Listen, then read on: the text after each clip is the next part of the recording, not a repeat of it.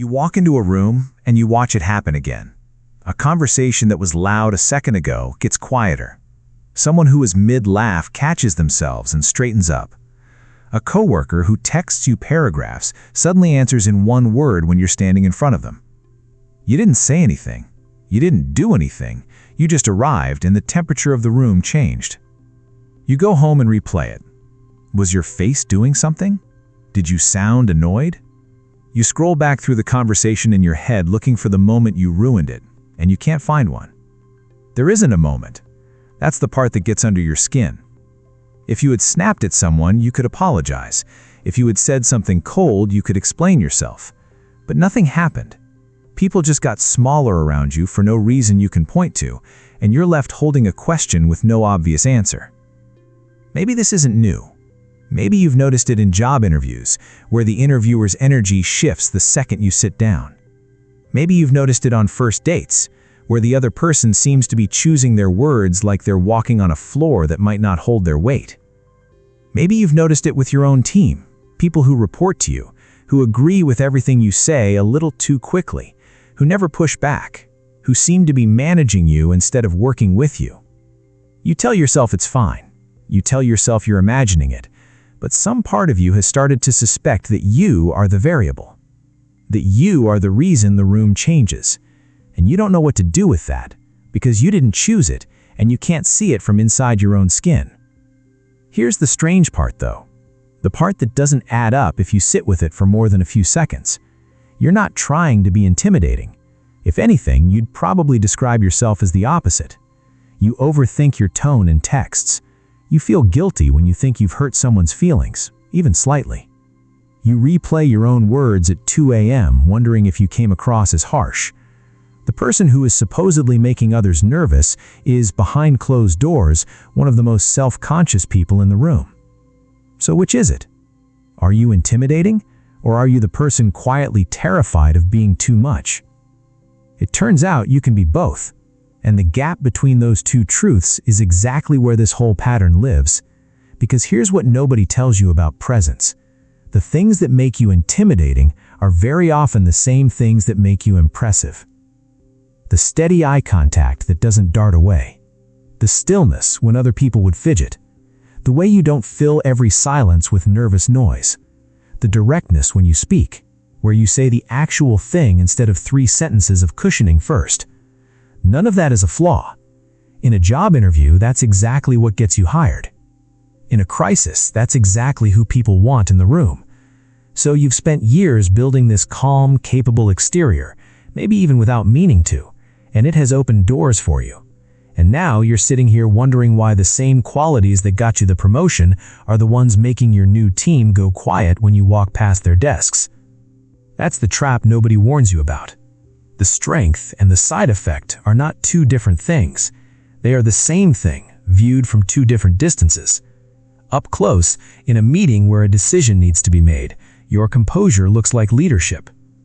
From across the room to someone who doesn't know you yet, that same composure can look unreadable. And unreadable reads as unsafe. Humans are wired to scan unfamiliar faces for information, for warmth, for some sign of where they scanned with you. And when that information doesn't come through fast enough, the brain doesn't wait around for clarification. It fills in the blank with caution. So the very stillness that makes you trustworthy to people who already know you is the same stillness that makes you feel closed off to people who don't. And you end up paying a tax on a quality you should be proud of, just because most people meet you for the first time without the context that would let them read you correctly. Which raises the obvious question. Why would your nervous system build this particular gift, this particular stillness, in the first place? Because nobody is born standing perfectly still in a room, reading as unreadable to strangers. That gets constructed. And once you start asking where it was constructed, the answer splits into two directions, and most people carrying this pattern are living at the intersection of both. The first direction is simply how some brains are wired from the start. Some nervous systems run cooler than others, not because of anything that happened to them, but because of how they were built. Think of it like the factory settings on a thermostat. Some people's emotional thermostats are calibrated to register a 5 out of 10 threat as a 2. Their face doesn't broadcast every internal shift the way other people's faces do, because the wiring between the feeling and the expression is just quieter. That's not a defect, it's a different operating system. The same way some people are built to run hot with energy, and others are built to run cool and economical. If this is you, you've probably noticed your face doesn't always match your insides. You can be nervous, even scared, and your expression stays flat because the broadcast system between your internal state and your external face was never turned up very loud to begin with. The second direction is what life did with whatever wiring you started with. Picture a kid who learned, somewhere along the way, that being too visibly emotional cost them something. Maybe a household where vulnerability got mocked or dismissed, so the safest move was to stop showing it.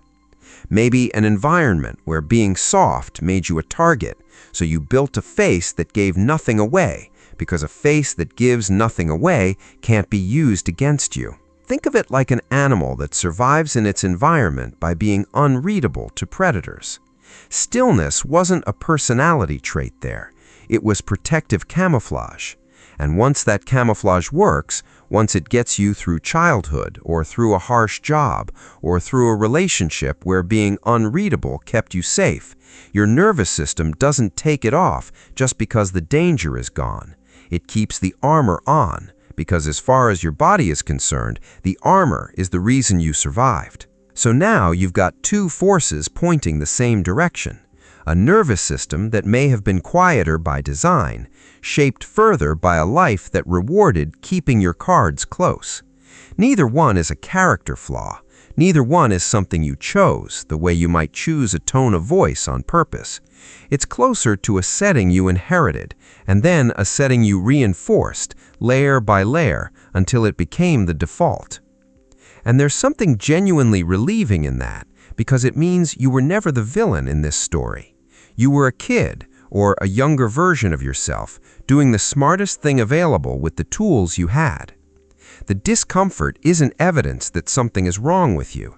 It's evidence that you adapted to something real, and the adaptation outlived the thing it was protecting you from. But understanding where it came from is only useful if you can see where it's still running the show in your actual life today, in rooms you walk into this week. So look at the evidence with me, not as a list of accusations, but as a pattern that keeps repeating in slightly different costumes. Start with the resting face. You're not scowling, you're not glaring, you're just thinking, or processing, or simply existing, and your face in that neutral state reads to other people as serious, unimpressed, maybe even annoyed.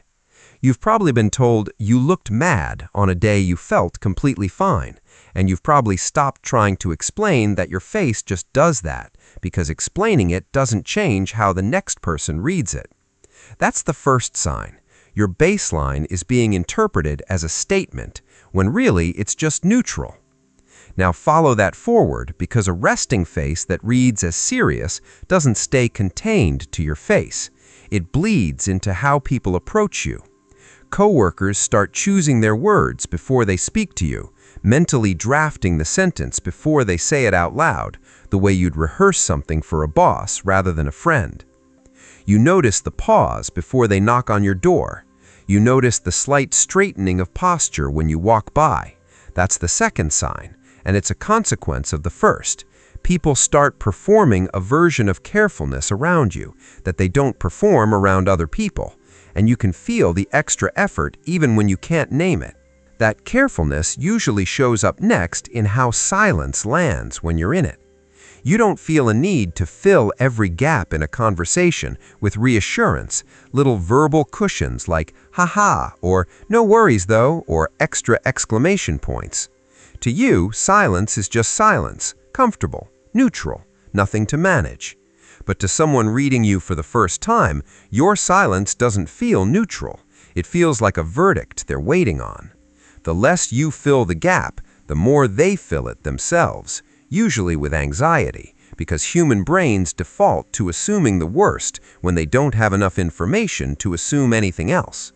That's the third sign, and notice how it's really an extension of the second. It's not that you're cold, it's that you're not performing warmth out loud. And in the absence of a performance, people write their own script, and the script is usually, "Did I do something wrong?" And once people are already scanning you for signs of disapproval, your directness becomes a much bigger event than you intend it to be. You give feedback the way you'd want to receive it, clear, short, no padding. This needs to be redone, instead of 3 sentences of cushioning before the actual point. To you, that's efficiency, even respect, because you're treating the other person like they can handle a direct sentence without needing to be managed.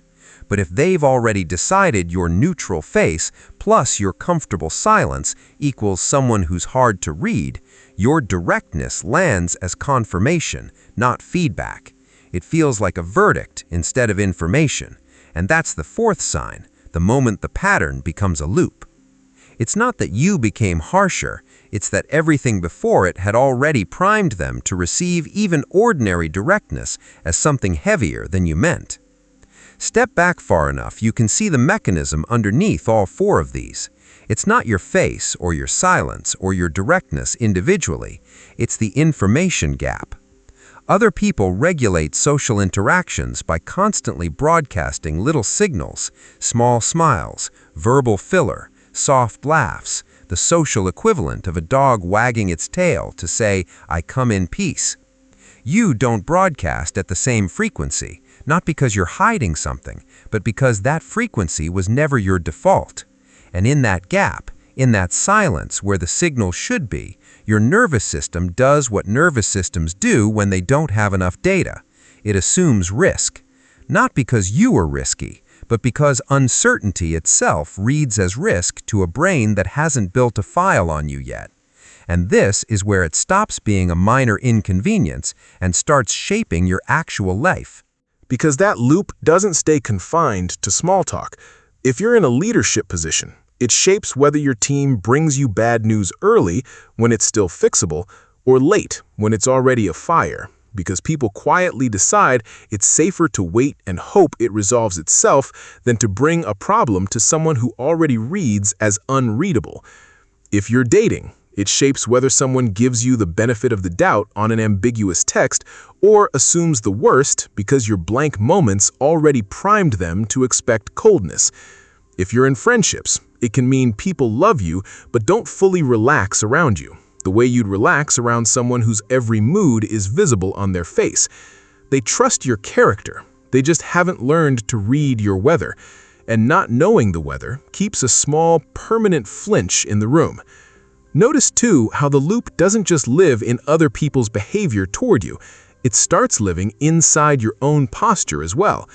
You catch yourself softening your knock before you walk into someone's office, even though you're the one with the authority in that room.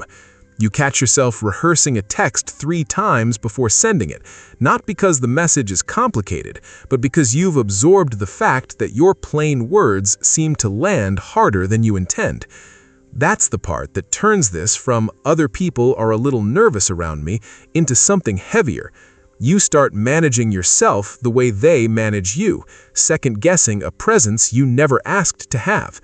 The energy and the words become tangled together, your stillness making your sentences feel weightier than they are, and your sentences making your stillness feel colder than it is, each one amplifying the other, until the whole picture of you in someone else's head is harsher than anything you actually said or did. This is also where the body half of the pattern and the behavior half of the pattern start working as a single feedback loop instead of 2 separate issues. It's never just the face, and it's never just the words. It's the sequence. The flat expression arrives first and sets the frame. The short sentence arrives second and gets read inside that frame. If your face had been animated, the same sentence would have landed as casual.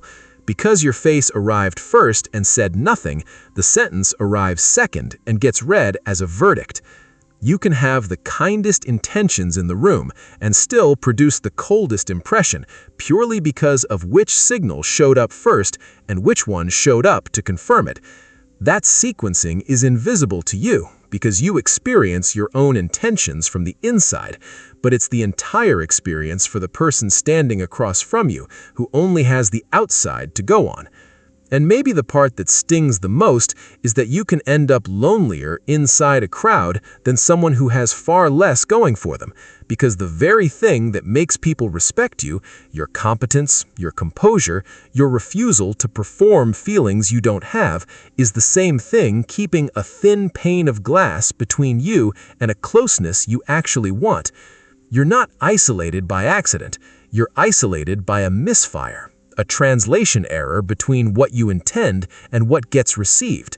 And a misfire is so much harder to fix than an actual flaw, because there's no obvious behavior to point at and stop doing. Here's the turn, though, and it's an important one. None of this means you need to become someone else. You don't need to fake a personality that performs warmth on command, grinning and over-explaining just to make strangers comfortable. That would just be trading one kind of self-erasure for another. What you actually need is to close the information gap on purpose, deliberately, in the small number of seconds where it matters most, instead of leaving it open and letting other people's anxiety write the story for you. The first shift is learning to broadcast intentionally at the start of an interaction, not all the time, just at the threshold. The first 10 seconds when someone is deciding how to read you. A slightly longer beat of eye contact with a small, genuine acknowledgement. A good to see you that you actually mean, said out loud instead of assumed. You're not performing a personality. You're giving the other person's nervous system the one piece of data it's missing, that the room is safe. After that initial handshake of information, you can go right back to your natural stillness, because by then they've already filed you under calm, not unreadable. The second shift is narrating your internal state out loud sometimes, especially when your face won't do it for you. If you're thinking, say, "Let me think about that for a second," instead of just going quiet and letting someone interpret the silence as disapproval. If you're not upset, but your face suggests otherwise, a simple, all good, just processing does more in 4 words than an hour of someone guessing. You're not over-explaining yourself, you're translating, the way you'd translate a sentence into a language the other person can actually understand, because right now they're trying to read a language you were never taught to speak out loud. The third shift is softening the cushioning around directness, not the content of what you say, just the frame around it. The same clear feedback, but opened with something as small as quick thought or closed with let me know how you want to handle it, turns a verdict into a collaboration. You're not becoming less direct. You're making sure the directness lands as exactly what you meant it to be, information, not judgment. And the fourth, maybe the most important one, is giving yourself permission to actually want this. A lot of people who carry this pattern have quietly decided that being intimidating is just the cost of being competent, that warmth and capability can't share the same body. That's not true, and you've probably already met someone who is both deeply impressive and instantly easy to be around. They didn't get there by becoming less themselves. They got there by closing the same gap you're closing right now, on purpose, instead of by accident. Because here's what this really comes down to. You were never cold. You were never trying to make anyone feel small. You built a stillness that once kept you safe, or that simply came factory installed, and that stillness has been doing its job so well that it's been working without your permission, broadcasting a message you never meant to send. The goal isn't to dim what makes you steady, it's to let people see, just for a few seconds at a time, that there's someone warm standing behind the calm. Once they see that, the calm stops looking like a wall. It starts looking like exactly what it always was, safety.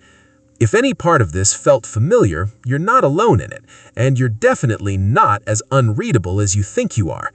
Drop a comment if you've noticed this in your own life, whether it's the resting face thing, the silence thing, or the moment you realized your team was managing you instead of working with you.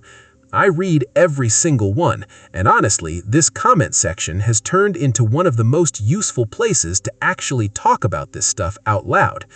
If this video helped untangle something, subscribe, because there's a lot more of this coming, and I'd rather you hear it from someone who's actually trying to get it right than piece it together alone at 2 a.m. the way you probably have been.